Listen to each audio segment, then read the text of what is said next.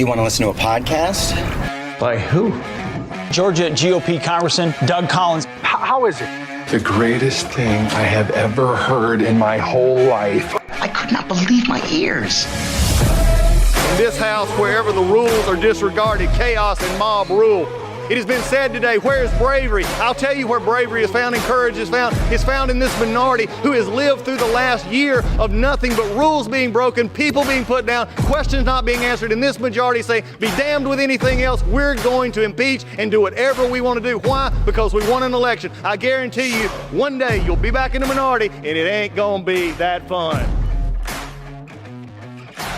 Hey everybody, it's Doug Collins. Welcome to the podcast today. Hey, I just got some stuff from the heart I want to talk to you about today. Nothing long. In fact, we're going to get in and out, probably one of the shorter podcasts we've had, but it's going to be one of the more dynamic podcasts that we've ever had because it comes off of a discussion that I had last night when I was speaking to a great group of folks just recently and it reminded me last night when I got an email about it from a group in Dawson County, Georgia, the Dawson County GOP, great group of folks over there. But it talks about how we look at the future and what we're looking at as far as messaging from the conservative movement. So right after the break, we're going to jump into it real quick. Just some straight from the heart kind of stuff because I think we need to be for 2024. So right after the break, we'll be into it. Hey folks, when you look out and you see the country and just the disarray it is, you see the Biden administration, you see the wholesale prices have just went through the roof again. Inflation is tearing us up. If you have your finances all impinged in just a few areas, if you're just in stocks and bonds and you're not diversified, I got some news for you. You need a navigator. You need somebody to help you get to where you need to go with those finances. And I can't think of anybody better to do that than my friends at Legacy Precious Metals. You need precious metals in that portfolio. You need gold and silver.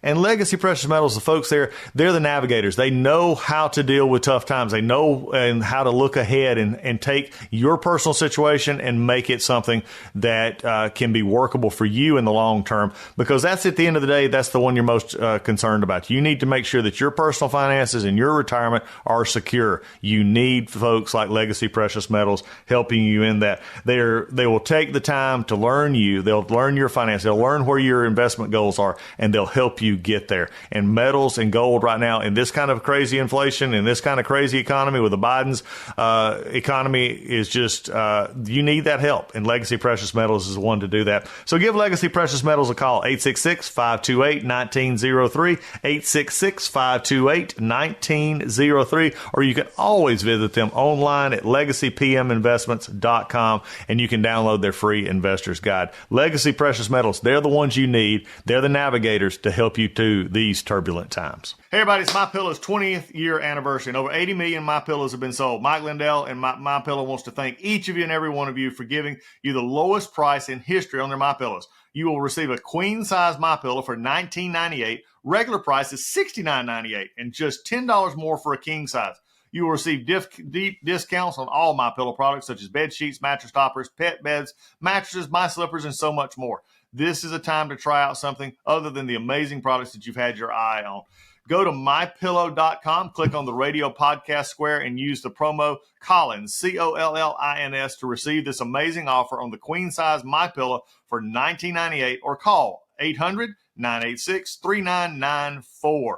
This offer comes with a 10-year warranty and 60-day money-back guarantee. It's time to start getting the quality sleep you deserve. You know how I know that? Because I sleep on a MyPillow every night. Go to mypillow.com and use promo code Collins, Collins, or call 800-986-3994 today. All right, we're back. As I told you in the intro before the break, it was I had a great time discussing in an old county that I used to represent called Dawson County, Georgia, in the GOP the other night, and it was a really great conversation. We talked about what's going on in the country. We talked about the issues with the budgets and the appropriations, but there was an honest conversation about what can we do to reach people with what we believe is the best message, which is a conservative message. What can we actually do to be out there converting people, and especially young people, to say, hey, this is your country. What I feel so many times in podcasters, and there's some on the Great Salem Network and others, and they talk about the problems. They talk about here's the issues, and we're all going to hell in a handbasket, and everything's bad. I'm going to tell you right now, there's a lot of people in the country that are turned off by both liberals and conservatives who simply just keep talking about how bad the problems are. Now, look, there are problems. I think the Biden administration is horrifically bad. I think Jimmy Carter administration is thankful for the Biden administration.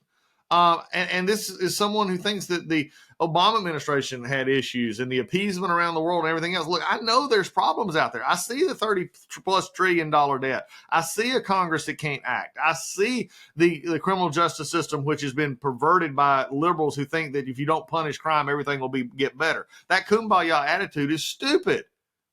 But at the end of the day, how we present that and how we get people involved, because as I told this group the other night, the group that you're wanting to reach is not in this room. The group that you're wanting to really make a difference for, because most of you in this room, and it was a group of mostly middle to senior adults who are in the room, will not be affected by what many of us feel is the coming economic calamity of continuing debt, more government intrusion, less government freedom when it comes to our businesses and regulations. And we're not going to be the generation that truly feels that. And in some ways, it may not even be my kids as much, although they're in their 20s and early 30s. But it will definitely be, because it's just the trajectory that you have to go on there. Money just doesn't continue to accumulate without consequence. And this is the problem that I'm seeing. So it will be my kids and my grandkids and your kids and your grandkids who actually deal with the effects of this. And whether it be economics or whether it be world standing or whether we're at. I posted something on Twitter the other day that really come back. It really made me think. And it was posted off of, and I give credit where credit is due. It was actually off of a gentleman named Jamie Dupree, who's been a reporter in D.C. for years. And he put this in his actual Friday report. And I want you to listen to this because it talks about the definitive statements we make and having no idea what history will give us. And I want you to think about this a second. November 10th, 1941, on the eve of Armistice Day, which was our Veterans Day, on 11/11, the lawmakers in Congress warned against what they said was a march toward another world war.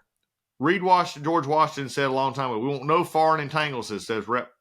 Robert Jones, Republican of Ohio. "Why should we set out to police the world?" asked Rep. Paul Schaefer, Republican, Michigan.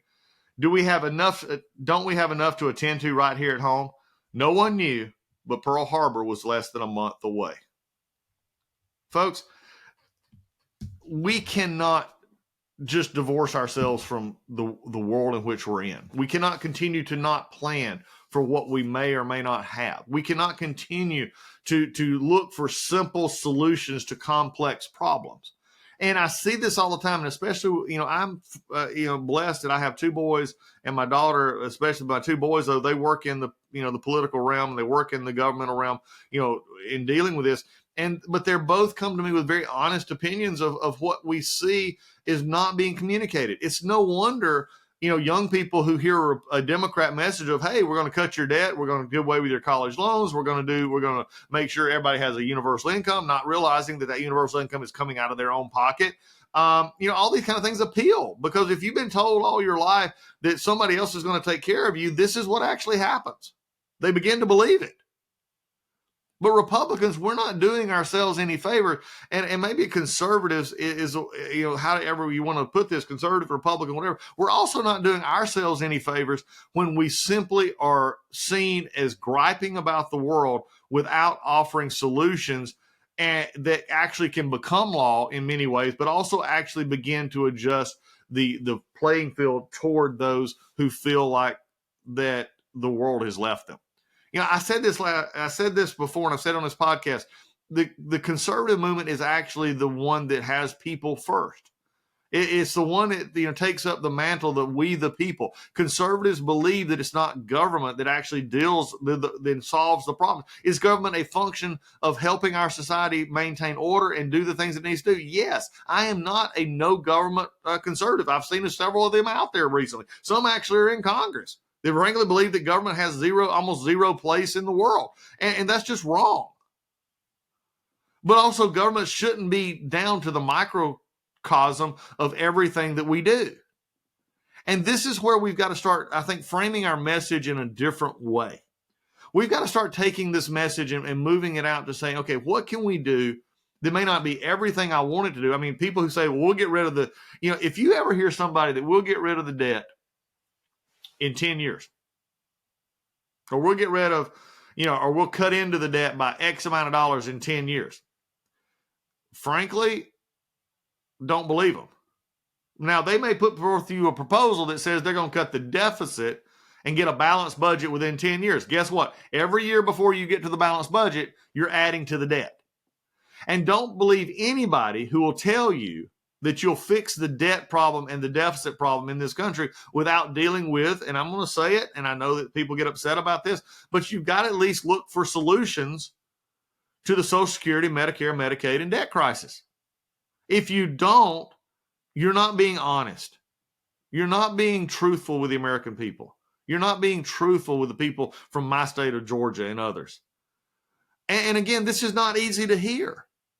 And getting here is, I heard a gentleman tell a recent conference I was at discussing criminal justice, and we're discussing things that work and things that don't work. He made the comment, he stood up, he said, I was living off the system for 3 decades. He said, I was that person who was in and out of jail. I was that person who would go in and out of rehab. I was that person that the criminal justice system kept bouncing around. I was that person who was living off of you. And it struck me, and he said some more, and I'll get to it in a second, but it struck me by that fact that we've allowed a system to develop in which we throw people in and out of jail without ever trying to fix the root cause of why they're there, the drug addictions, the mental health issues, and we're just simply paying for it. So all of you who want to be tough on crime, throw everybody in jail, realize the only way that you can stop recidivism completely is to keep everybody in jail for life. This is the only way it's going to happen, and you can't afford it. So quit making out like you're tough and tall on criminal justice reform, and all you're doing is saying lock them up, send them away for longer sentences. You're just mad at them, and some of them deserve to be. Believe me, there are some who deserve the death penalty. I'm a death penalty proponent. There are some who deserve to be locked up and never see the light of day again. Why? Because they broke the social contract. They broke the rules of normal living, and they don't deserve to get back in. But the vast majority of them come home. 95% or more come home after a certain amount of time. And yet we have a government, again, who looks for simple answers, just like we look for simple answers on the budget when you have members of Congress and others and state legislators say, oh, all we got to do is just cut these 5 departments and everything gets better. No, it won't. Does it get better? Maybe. But then you've also got to figure out, what do you do with what's left of those departments or what was there, and make sure that as you look at those, have we missed anything that needed to be rolled into another department so that it could get done? Not necessarily to, again, intrude in life, but say, let's make sure that we're doing what is proper. As the old saying goes, don't move a fence before you know why the fence was put up. But I'm just tired, and hopefully you hear it in my voice today. I am tired of the easy answers. They're not out there all the time. Some are. Start balancing a budget. That's an easy answer. But then you also got to be honest when you say we're balancing the budget. You've got to be honest with what that means. And there's frankly not a lot of good ways to balance the budget outside of mandatory spending, which is what I said earlier, Social Security, Medicare, and Medicaid. Now, that doesn't mean that you don't maintain those programs for the people who are benefiting from them now. It doesn't mean you cut people off of those programs, but there's ways to look at these programs for those in the generations to come that actually would have a way to save these programs and not drastically cut them. The minute you talk about this, Democrats will go into fits saying, oh, you're cutting these benefits and it's for the American people and they paid into it. Yeah, it would be better off for the federal government to write people a check at age 65 or 70 for all the money they put into those programs than to keep paying it out at a 3-to-1 loss. If you don't understand what I mean, just look it up. You get 3 times what you put into those programs over the course of your life. You just do. Okay, it's actuarial numbers. It's not Doug Collins making up numbers. So I want you just to think about these things as we move through them and deal in reality. As you're getting ready to have an election year, I've said this before on the podcast. Quit worrying about what passes one House or one Senate and never has a chance of getting passed into law. It doesn't mean anything. You've not held anybody accountable. You've not done anything. You've highlighted a problem. Great. You can do that also on a video. But don't fool people who don't watch it all the time into thinking you've actually done something. Democrats and liberals and Republicans and conservatives, we do this all the time. Why? Because we want to raise money. We've all been a part of it. I'm not saying that I'm guilty of not doing it as well. But at a certain point in time, my time is also looked at it as I look at my life getting shorter and I look at what I want to leave in this world. I think we as conservatives have the best message, but we got to go back to the fact that we, the people, we're the ones that put them first, not government. We're the ones that need to give them the opportunity to say, you have a choice in schools. We need to make sure that our education system is educating kids again and not becoming the social welfare center in most neighborhoods and communities. How is it, again, when you have choice in school choice and you have private school and you have public-private partnerships or charter schools in which you take kids from the same neighborhoods, the kids down the street are failing all of their tests. The kids in the charter school are passing all of their tests. Don't tell me it's about the kids and the environment all the time. It's about also educators who care about educating and are getting the proper resources and the abilities to do it. And you're firing teachers who don't know what they're doing. I grew up in a generation of 1984 when I graduated high school, and The Breakfast Club was the big movie that year in June of 84. Or June of 85 is the next year out. I apologize. I think it was. But it came around, they said, I remember the janitor, asking the principal, why did you go and teach it? You think it would be easy? You get summers off and it'll be, a cakewalk. And folks, teaching is hard. When you do it right, my wife taught for 31 years. My brother's been teaching over 20. My sister-in-law has been teaching. My other sister-in-law has been teaching. Look, I get teaching is hard when you do it right. But we got to quit making our teachers be the social administrators of everything, and also quit worrying as much about how they fit in, and better yet, how the kids actually can learn. If Republicans and conservatives would take on the idea of getting our education system and school choice and getting the foundational aspects back into it, we would go a lot further than where we are right now. But teachers' unions have worked to destroy that in this country. These are the kind of things that frustrate me. And when I have young people who turn away, or young people that I see marching with pro-Hamas, who don't even understand what they talk about when a Palestinian homeland. It was a British-occupied territory in which you had a mix of Jews and Palestine and Palestinians in that area before 1948.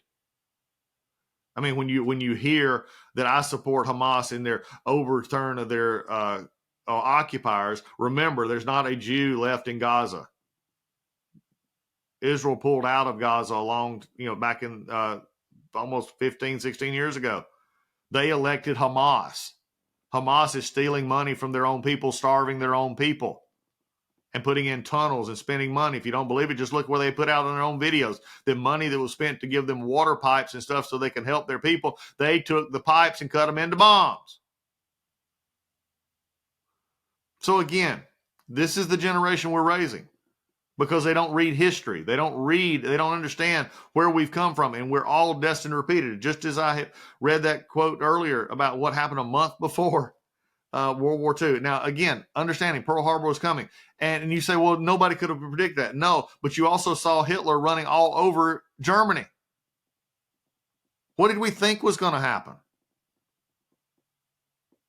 America is a superpower for a reason. We are the bright, shining light of the freedom in this world. If we stop being that, then the world suffers for it. Conservatives, it's time to get our act together. It's time for us to actually engage and do everything possible to get people to the polls, to convince them that we care about them. And they may have lifestyle choices. They may have other things that are different than who we are. But at the same point in time, I can still say it's wrong, but I can also still agree not to be hateful to other people. I can still lift up other people. I can still do what I believe my faith has called me to do. But folks, if we don't get it together, as I had a text sent to me, a reply to one of my tweets the other day that said, when are we listening to the common people? Maybe we're listening, we just don't know how to talk. That's my hope here for this podcast. That's why I've done it now for almost 2 years. Is that we can have the conversations that get us past the rhetoric, that get us past the noise, to say, what can we do and how can we fix it? I promised you a short podcast. That's just my heart. Conservatives, it's time to take up the message. It's time to quit griping about liberals. It's time to quit griping about the world. It's time to stop sounding hateful and mean and who we're going to do, this to, and get back to doing what I believe we as conservatives are supposed to do. That is to be the party of ideas, the party of hope. Again, Democrats stole hope. They told you that hope, they were going to give you hope. And they said, no, they come packaged in a government program. Hope comes not from a government program. It comes from the heart of individuals yearning to be free. We've got to tap into that. Conservatives, you want to do that? I hope you'll still listen to the podcast, Doug Collins Podcast. I hope you actually take time to share this podcast. I hope you go out and share these points, because if it's not about us in this room, it's about the generations to come. And what will they say about us when they are 25, 35, 45, and 55? Did we do anything? Or do we simply just pass it on to them? We'll see you next time on the Doug Collins Podcast.